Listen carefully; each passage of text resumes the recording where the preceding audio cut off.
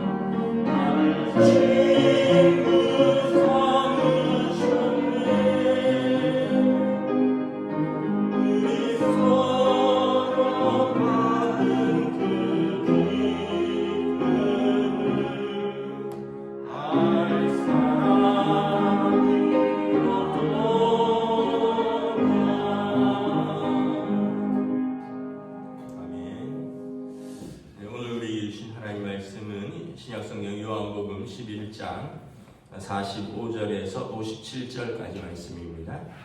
요한복음 11장 45절에서 57절까지 말씀입니다. 다 찾으신 줄 알고 저와 여러분들이 한 절씩 기도하겠습니다. 마리아에게 와서 예수께서 하신 일을 본 많은 유대인이 그를 믿었으나 그 중에 어떤 자는 바리새인들에게 가서 예수께서 하신 일을 알리니라. 이에 대제사장들과 바리새인들이 공회를 모으고 이르되 이 사람이 많은 표적을 행하니 우리가 어떻게 하겠느냐. 만일 그를 이대로 두면 모든 사람이 그를 믿을 것이요 그리고 로마인들이 와서 우리 땅과 민족을 빼앗아가리라 하니 그 중에 한 사람 그의 대제사장인 가야바가 그들에게 말하되 너희가 아무것도 알지 못하는도다. 한 사람이 백성을 위하여 죽어서 온 민족이 망하지 않게 되는 것이 너희에게 유익한 줄을 생각하지 아니하는도다 하였으니 이 말은 스스로함이 아니요 그의 대제사장이므로 예수께서 그 민족을 위하시고 또 그 민족만 위할 뿐 아니라 흩어진 하나님의 자녀를 모아 하나가 되게 하기 위하여 죽으실 것을 미리 말하매로다. 이날부터는 그들이 예수를 죽이려고 모의하니라. 그러므로 예수께서 다시 유대인 가운데 드러나게 다니지 아니하시고 거기를 떠나 빈들 가까운 곳인 에브라임이라는 동네에 가서 제자들과 함께 거기 머무르시니라. 유대인의 유월절이 가까움에 많은 사람이 자기를 성결하게 하기 위하여 유월절 전에 시골에서 예루살렘으로 올라갔더니 그들이 예수를 찾으러 성전에 서서 서로 말하되 너희 생각에는 어떠하냐. 그가 명절에 오지 아니하겠느냐 하니 함께 읽습니다. 이는 대제사장들과 바리새인들이 누구든지 예수 있는 곳을 알거든 신고하여 잡게 하라 명령하였음이러라. 아멘. 할렐루야. 오늘도 새날을 주셨습니다. 하나님께서 은혜와 평강으로 함께 해주시길 축복합니다. 오늘 말씀에 보면 예수님께서 죽은 나사로를 살리신 사건을 많은 사람들이 보았다고 말하죠. 45절에 예수님께서 나사로를 살리신 사건을 보고 많은 유대인들이 믿었다. 근데 믿었으나 그 중에 어떤 사람은 이제 바리새인들에게 가서 알리죠. 예수님이 이제 그 당시에 논쟁의 한 가운데 있었죠. 왜 안식일에 병을 고치느냐, 뭐 이런 것부터 시작해서 예수님이 스스로를 하나님의 아들이라고 칭했다는 거예요. 그래서 신성모독죄도 있었고, 안식일에 병을 고쳤으니 안식일을 범한 죄도 있었고, 뭐 그럼에도 불구하고 예수님에게 부인할 수 없는 많은 기적과 이적들이 나타났죠. 오병이어 사건만 해도 그 도시락 작은 것으로 5,000명을 먹였고, 나면서부터 소경된 자가 눈을 떴고, 한편 손 마른 자가 중풍병자가 건강해졌고, 죽은 사람이 살아난 것은 이거는 다른 모든 기적과 이적을 넘어서는 하나님의 아들을 많이 하실 수 있는 표적인 거죠. 그래서 47절에 보면 이 사람이 많은 표적을 행했다라고 인정을 하는 거죠. 그런데 문제는 그래서 예수님을 많은 사람이 믿었는데 동시에 또 한편 많은 사람들은 예수님을 죽이려고 한다는 거예요. 참 이걸 보면 아이러니한 거죠. 성경에 보면 빌라도가 재판을 하면서 예수님이 무죄하다는 걸 깨닫습니다. 그러면서 뭐라고 하냐면 유대인들이 그를 시기하여 재판에 넘겨준 줄을 알미라. 그럼 이 시기가 이렇게 무섭습니다. 누군가를 시기하고 질투하고 미워하면 하나님의 아들이 와도 미운 거예요. 죽은 자를 살려도 미운 거예요. 소경을 눈뜨게 해도 미운 거고요. 뭘 해도 미운 거예요. 우리가 이걸 보면서 야, 이거 치명적인 악덕이구나. 시기와 질투는 예수님도 미워하고 죽은 자를 살려도 미워하는 것이다. 그 빌라도가 저들에게서 예수님의 죄를 찾을 수 없기 때문에 무죄 방면하노라 했다가 하도 난리치니까 그냥 너희 뜻대로 하라 하면서 사형을 언도하잖아요.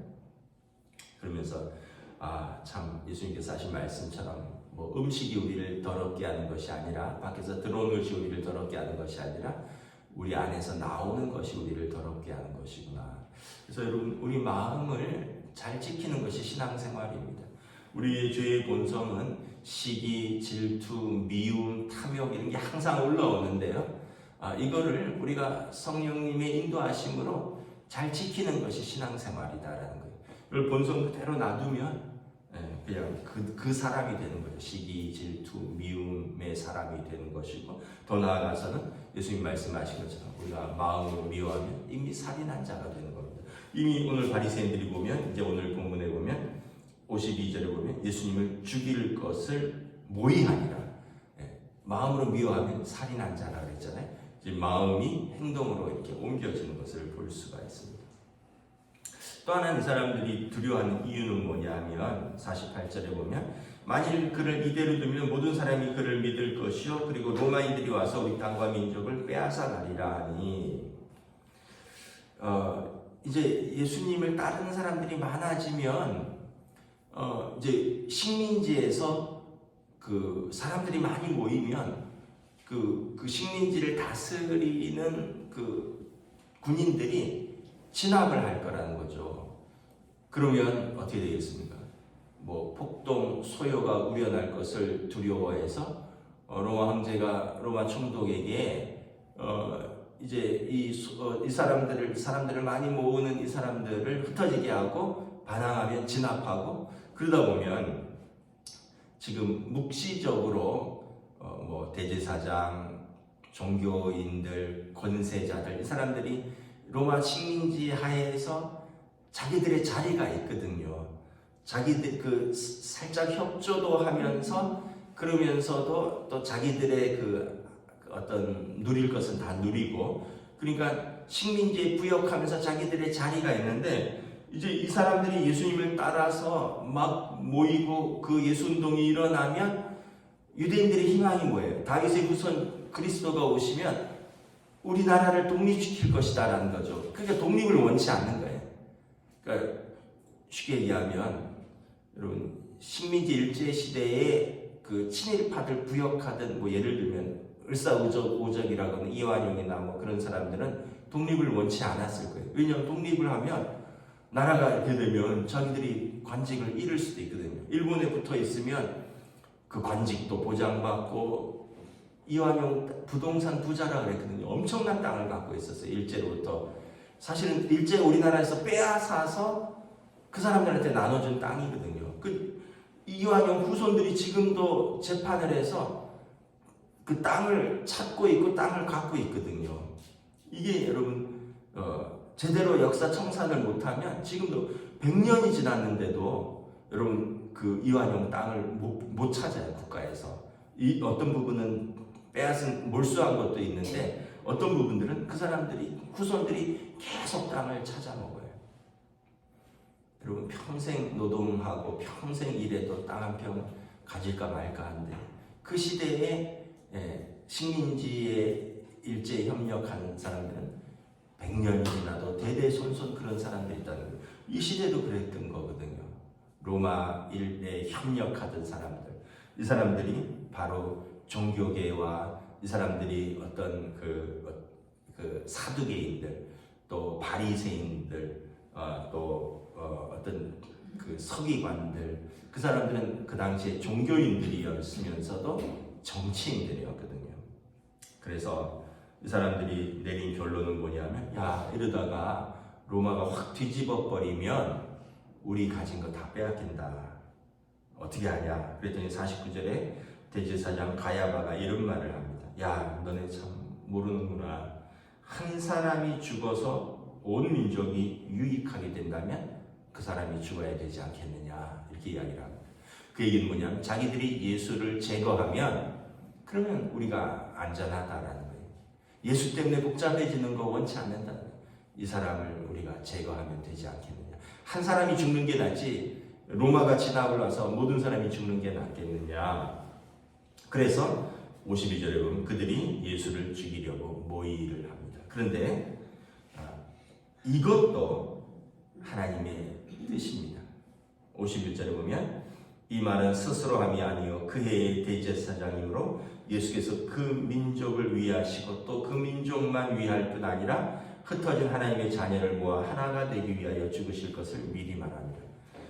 대제사장 가야바는 이 무슨 뜻인지 모르고 야 예수 하나를 제거해서 우리가 그냥 별일 없이 살자 이렇게 얘기를 했는데, 사실은 이 말은 예수께서 한 사람으로 모든 민족과 유대인뿐만 아니라 흩어진 하나님의 자녀 모든 예수 믿는 자들을 위하여 십자가에서 죽으시는 것, 우리 죄를 짊어지시고 십자가에서 속량하심으로 우리를 하나님의 자녀 삼으시고 의롭게 하시는 하나님의 뜻이 이루어지는 것을 말했는데, 자기는 그 말 뜻인지 몰랐다는 거예요. 그러니까 우리가 이걸 보면서 또 한 번 하나 깨닫는 것은 뭐냐면, 지금 당장 악인들이 활개치는 것 같고, 지금 당장 불의한 자들이 형통한 것 같고, 의인들이 고난당하는 것 같으나 역사는 하나님의 뜻대로 진행된다는 거예요. 우리의 일도 그렇고요, 역사도 그렇고 모든 일들은 하나님의 선하신 뜻대로 진행될 것이다. 왜냐하면 하나님께서 이것이 세상을 통치하는 방식이기 때문에 그렇습니다. 하나님은 공의의 하나님이시고, 그래서 하나님의 뜻은 뭐 우리가 이렇게 하나 저렇게 하나, 빌라도가 죽이나 대제사장 가야바가 뭐 체포하나, 뭐 안나스가 뭐 이제 법정에서 사형을 언도하나, 상관없이 하나님의 뜻은 하나님의 뜻대로 흘러간다는 것을 알 수 있습니다. 이 사람들이 자기 뜻이 이루어진 것 같아요. 예수를 잡았고, 예수를 신성모독과 성전모독으로 해서 예수를 그 대제사장의 법정에 넘겼고, 그리고 산헤드린 공회에서 사형을 언도했고, 빌라도에게 사형 집행을 받았으나, 그러나 이것도 하나님의 뜻이었다. 하나님이 오늘 말씀처럼 한 사람, 하나님의 아들이 자기 백성과 그 민족을 위할 뿐만 아니라 흩어진 하나님의 자녀를 모아서 하나가 되기 위하여 죽으실 것을 미리 말합니다. 그러면 우리가 우리에게도 한번 적용을 해볼 수 있습니다. 우리 삶에서도 잘 이해하지 못하는 일들이 일어나기도 하고요, 우리 삶에서도 뭐 우리가 잘 이해할 수도 없을 뿐만 아니라 우리가 원치 않는 일들도 일어납니다. 그럼에도 불구하고 여러분, 우리가 하나님의 선하신 뜻을 믿고 기도하고 하나님의 말씀에 순종하면 그 일들도 하나님의 뜻대로 하나님께서 우리를 이끄실 것입니다. 왜냐하면 로마서에 보면 하나님을 사랑하는 자, 하나님의 부르심을 받은 자는 모든 것이 합력하여 그 뜻대로 선하게 이루어질 줄을 믿기 때문입니다. 그러니까 우리 삶에서도 하나님의 뜻이 이루어지는 것을 믿는 거예요. 그래서 우리는 항상 이렇게 기도해야 됩니다. 내가 원치 않는 일들, 내가 감당하기 힘든 일들, 또 내가 알 수 없는 일들이 항상 있잖아요. 그럼에도 불구하고 하나님의 선하신 뜻이 이루어지기를 위하여 기도합니다. 내 뜻보다 하나님의 뜻이 이루어지는 것이 더 여러분 합당하고 그것이 더 선합니다. 역사 속에서도 마찬가지입니다. 뭐 이렇게 보면 우리 지금도 우리나라 지금 혼란 속에 있잖아요. 그러나 돌아보면 항상 혼란이 있어 왔어요. 항상 혼란이 있었습니다. 뭐 우리 부모님 세대 보세요. 일제 시대에 태어나고 전쟁을 겪었고 군부 통치를 겪었고 군사 쿠데타도 일어났었고 뭐 가난도 있었고 뭐 지금보다 훨씬 어려웠습니다. 그럼에도 하나님의 선하신 뜻대로 역사는 계속 흘러가게 되어 있습니다. 우리는 이것을 믿고 기도하면서 하나님께서 부르신 자들, 하나님의 뜻대로 하나님을 사랑하시는 자들을 삶 속에서 하나님의 역사가 선하게 이루어질 것을 믿고 기도하는 것입니다. 그래서 이게 여러분 우리의 삶도 그렇고 개인의 삶도 그렇고 또 민족, 나라와 민족 그리고 모든 역사 속에서 사람들은 어떻게 하든지 뭐 시기와 질투든지 뭐 사람들은 소요와 폭동이든지 사람들은 뭐 자기 계획과 자기 기회든지 지혜든지 뭐든지 간에 그럼에도 불구하고 하나님의 뜻은 계속해서 이루어져 가고 있다. 그리고 이것이 완전히 이루어지는 때는 예수님께서 재림하실 때, 그때는 모든 것이 새로워진다고 합니다. 요한계시록에 모든 것이 새로워지고요.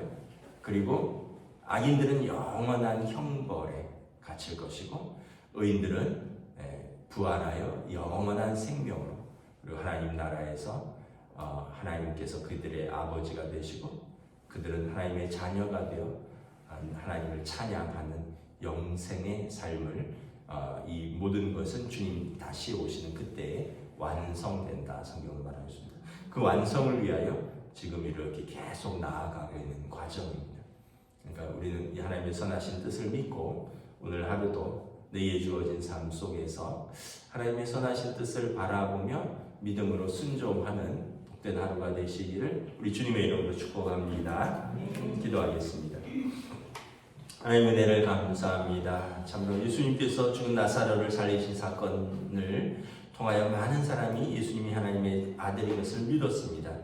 그러나 또한 많은 사람들이 이 일을 통해서 예수님을 시기, 질투하고 또 자기들의 어떤 자리의 위협을 받을까 이제 예수님을 죽이기로 몰이하는 것까지 나아갑니다. 참으로 사람의 마음처럼 부패한 것이 없다라고 예수님 말씀하셨는데 우리가 성령님의 인도하심에 따라 예수님의 말씀을 생각나게 하시며 성령님께서 우리를 진리 가운데로 이끄시는다고 말씀하셨듯이 우리가 항상 우리의 삶에 우리를 주관하신 성령님의 음성에 순종하지 아니하면 우리는 육신의 삶, 정욕의 삶, 탐욕의 삶, 참으로 하나님 원치 아니하는 하나님을 기쁘시게도 할 수 없고 하나님과 원수되는 삶을 살 수밖에 없다라고 성경은 말씀합니다. 그러나 그러함에도 불구하고 또 하나님을 믿고 경외하고 사랑하는 자들에게는 모든 것이 합력하여 선을 이루는 것을 바라보게 됩니다. 예수님께서 사람들의 모의 같지만 하나님의 뜻대로 우리를 위하여 십자가에서 죽으시고 우리 죄를 속량하시고 우리를 구원하셨습니다. 우리가 이 믿음을 가지고 또 오늘도 하나님의 뜻이 우리의 삶에 이루어지기를 기도하며 오늘도 믿음의 한 발자국을 성실하게 걸어갈 수 있도록 주여 인도하여 주시옵소서. 감사를 드리오며 우리 주 예수 그리스도 이름으로 기도드리옵나이다. 아멘. 하늘에 계신 우리 아버지의 이름을 거룩하게 하시며 아버지의 나라가 오게 하시며 아버지의 뜻이 하늘에서와 같이 땅에서도 이루어지게 하소서. 오늘 우리에게 일용할 양식을 주시고 우리가 우리에게 잘못한 사람을 용서하여 준 것 같이 우리 죄를 용서하여 주시고 우리를 시험에 빠지지 않게 하시고 악에서 구하소서. 나라와 권능과 영광이 영원히 아버지의 것입니다. 아멘.